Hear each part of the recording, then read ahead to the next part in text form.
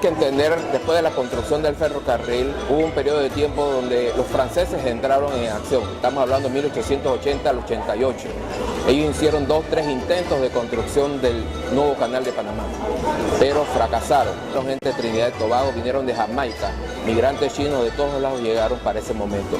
No hubo unos grandes contratos para estos trabajadores. Cuando llegaron los americanos en 1904 para construir el canal de Panamá, esos desistieron de traer 25.000 trabajadores chinos para traer y construir el nuevo canal americano. En ese momento ellos se dedicaron, la mayoría de los que estaban aquí en Panamá, a tener tiendas en los 16 poblados que estaban a lo largo del ferrocarril, que suplieron a todos los trabajadores del canal de Panamá en ese entonces. 16 poblados que han desaparecido totalmente, ya están todos bajo el agua. Hay poblados como Frijoles, hay poblados como Vasobispo y cosas así por el estilo dentro del canal de Panamá que aún existen bajo las aguas del canal.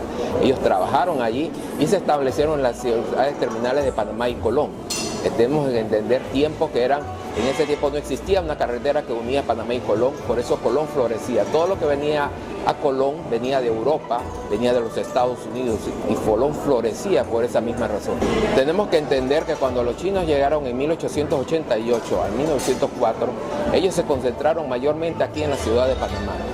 Hubo en 1898 una sociedad anti-china liderada por nada menos que el presidente del Consejo de la ciudad de Panamá, donde ellos decían que los chinos se habían apoderado de todo el comercio de la ciudad. Realmente era un poblado, la ciudad de Panamá, que no pasaba más de 15.000 personas. Y ellos se sentían copados porque veían que era una inmensa cantidad de personas, que no era tal cosa. Porque si buscamos los censos de 1911 y 1920, que corresponden a la República de Panamá, no pasaban más de 10.000 personas en total en esos 2 periodos de dos censos. No había tanta gente y eran mezclados para acabar de enredar las cosas. Los poblados que había más población y era Panamá, Colón, Bocas del Toro para esos tiempos. En la República de Panamá, en el periodo de 1898, que hubo una persecución, no para decir persecución, sino discriminación, en 1904, con la nueva república, se le reconoció momentáneamente la ciudadanía a esta gente. Después, en el acto de 1906, 1908, se les quitó la nacionalidad. No fue hasta 1946 que volvieron a tener la nacionalidad, aunque hubiesen nacido en la República de Panamá. En todos esos actos, durante ese periodo de tiempo, entre 1904 a 1946, nunca eran ciudadanos aunque hubiesen nacido en la República, tenían que solicitar la nacionalidad. Ahora, la pregunta es cómo llegaron a tener ese contacto, ese control del comercio al por menor. Desde 1900 ya existía ese control.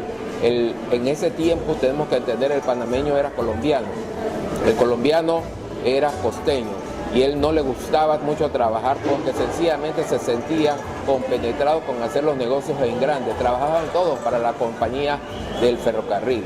No les interesaba trabajar el campo, trabajar, atender a la gente del pueblo. Por lo general, se entiende que en los pueblos las únicas 3 personas más importantes entre esa época era el sacerdote, el profesor de la escuela o el maestro y el comerciante, que el 99% de los casos era un comerciante chino. Las 3 personas más confiables en cada uno de esos pueblos.